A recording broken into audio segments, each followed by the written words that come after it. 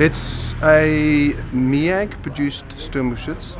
It was produced anywhere between mid-October to the end of October 1943.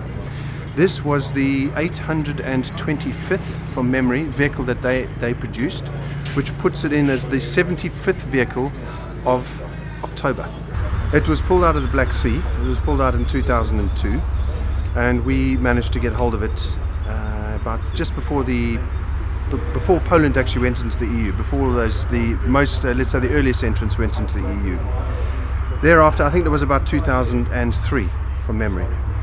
We brought it back to the UK, and it really kicked off 3 years ago, the project, because prior to that we had to go and collect all the parts, do all the research, do all the archaeological research, and all the photograph collection and everything to ensure that what we were restoring was actually what we actually had.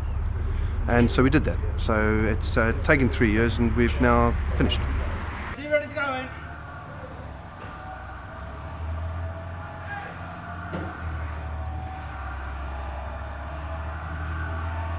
Can't rush it, it just has to build up.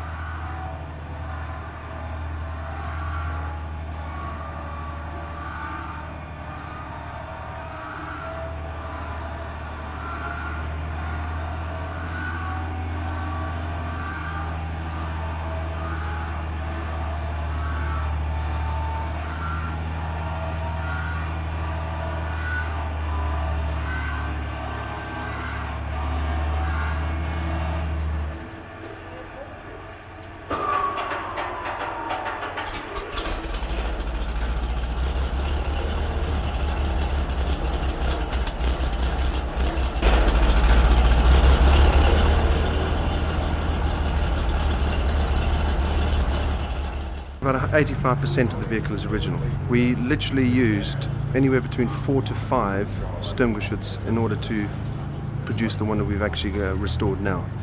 Mechanically speaking, we were very, very fortunate in as much as that we were actually able to use the mechanical, or the lion's share of the mechanical items from another Sturmgeschütz in order to actually restore ours. That was very, very useful indeed. And in addition to that, we managed to secure a running engine that had been stored in an army depot for years and years and years. It had actually been kept very, very well under wraps. Absolutely no rust, running wonderful. Obviously we stripped it down and rebuilt the engine. And on the gearbox side, we had a very, very good condition gearbox in which only one of the gears had been crushed. But we broke all of that down. It's fairly straightforward. And we replaced all the bearings and restored it.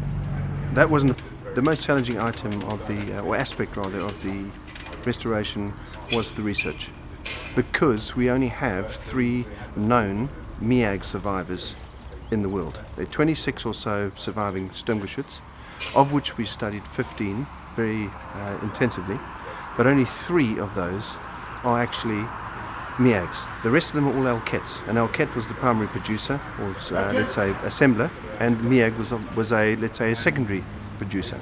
The problem with all of that now is actually finding a MEAG that hasn't been touched, and in Finland they've been worked on a great deal. So there's really very little of an archaeological value there to use in order to restore something, because you then get snarled up with post-war alterations and Finnish alterations that really didn't help at all. So if you looked at there is one in a Canadian museum, a MEAG that was on a range that hadn't been touched, that still retained its paint in the 1970s, but has subsequently been painted, been done up and everything else.